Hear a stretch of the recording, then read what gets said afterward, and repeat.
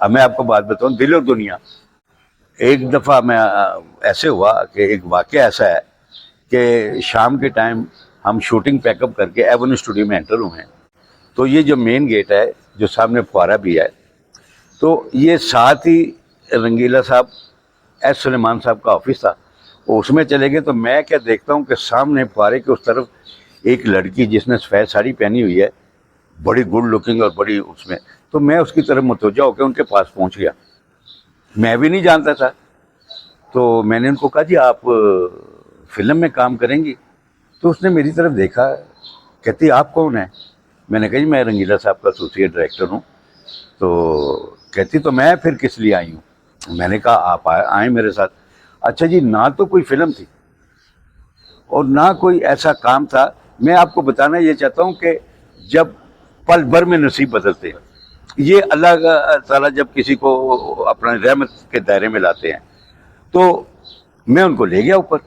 अब वो बैठे, अभी मैं उनको शीशे में उतारा कि हम भी ठरकी लोग थे, मुंडे कुंडे थे ये वो, तो वो भी बातें हो रही थी। तो इतने में रंगीला साहब एंटर हो गए, तो उन्होंने उनकी तरफ देखा, फिर मेरी तरफ देखा, तो ऐसे जैसे उनकी आदत थी, कौन है? मेरी तो रंग में भंग पड़ गई हुई थी। मैंने कहा जी आर्टिस्ट है, लड़की है, ये वो फलाना। अच्छा, तो फिर कभी उसको देखें, कभी देखें इधर उधर, फिर उसको देखे टिक टिक। तो कहते जावेद, मैं कह कल, और फिर उनको कहते कल आपकी शूटिंग है। मैं तो पहले ही भरा हुआ, मैंने कहा केड़ी शूटिंग है, कितनी शूटिंग?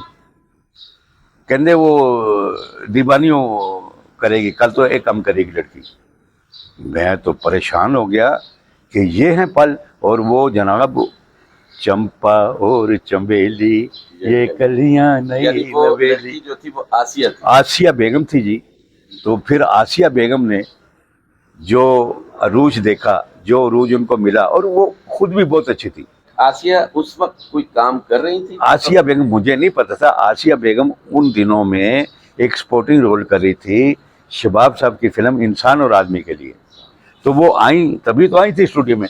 तो ये उनकी पहली एज ए हीरोइन फिल्म थी, दिल और दुनिया। और वो फिल्म इतनी हिट हुई, और वो फिर हमारे जब तक वो बनती रही, आसिया बेगम से मिलना जुलना, घर में आना जाना, ये वो एक दोस्ताना माहौल रहा।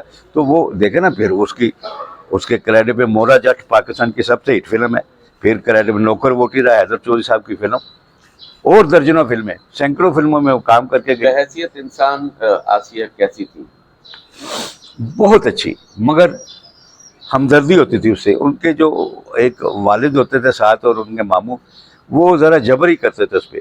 अब इंसान की बात की, इंसानियत की बात की, तो मैं आपको एक वाक़या सुनाता हूँ। मैं डायरेक्टर हो गया, कहानी लिखी गई, म्यूज़िक बन गया, तो मैं तो ज़हन में आसिया थी कि आसिया, ये सन 80 की बात है, 81 80 की बात है।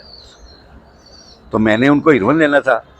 तो मैं पता चला आसिया जी एवेन्यू में फ्लोर नंबर 4 में शूटिंग कर रही हैं। मसूद भट्ट साहब हमारे प्यारे दोस्त हैं डायरेक्टर, उनकी फिल्म मैदान थी। तो मैं सेट पे चला गया। तो मैंने कहा आसिया जी मैं डायरेक्टर हो गया हूँ, तो आपने काम करना है। तो उसने मेरे कंधे पे हाथ रखा, एक साइड पे चली गई। मुझे जाके कहती आपको पता है आप कौन हो? मैं क्या, पता नहीं क्या कह देगी क्या जो। मैं कहा जी। कहती आप मेरे मौसन हो, आज जहाँ पे मैं हूँ तो वो आप थे, तो मैं आपसे एक बात करती हूँ, वो आपने बात किसी से करनी नहीं, प्रॉमिस करें। मैं क्या प्रॉमिस? कहती ठीक 1 महीने बाद मैं ये इंडस्ट्री छोड़ जाऊँ। मैंने कहा अभी तो आपका इतना बूम पीरियड चल रहा है। कहती नहीं, मैं औरत हूँ ना, औरत की भी ख्वाहिश होती है उसका घर हो, उसके बच्चे हों, तो मैं नहीं चाहती कि आपकी फिल्म बीच में फिर छोड़ के कैसे जाऊँगी। तो ये उन्होंने मुझे कहा कि ये बात अपने तक है। फिर उसके बाद वाकई वो 1 महीने बाद चली गई, फिर वो वापस नहीं आई। लेकिन बहुत सारी बातें इस हवाले से हैं कि जी उनके साथ किसी ने बदतमीजी की थी, कोई मेकअप रूम का मामला था, कोई कुछ इस तरह के। वो क्या लोग बात को बतंगड़ बना देते हैं। ये बात सही है कि वो अपना स्टूडियो ऑफिस में मेकअप कर रही थी, शूटिंग जारी थी। तो एक हमारे कैमरामैन थे रियाज भट्ट साहब, आसिया बेगम के तो सैकड़ों चाहने वाले थे।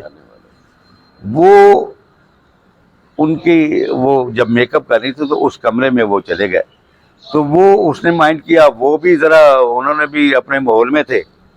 तो एक बोस्तान खान होते थे जो स्टूडियो ऑफिस का, यानी कि करता धरता वही थे पीछे से, जब पुराने उनके मुलाजम, अब वो भी फोत हो गए, वो लंदन चले गए थे। तो वो बदतमीजी हुई थी।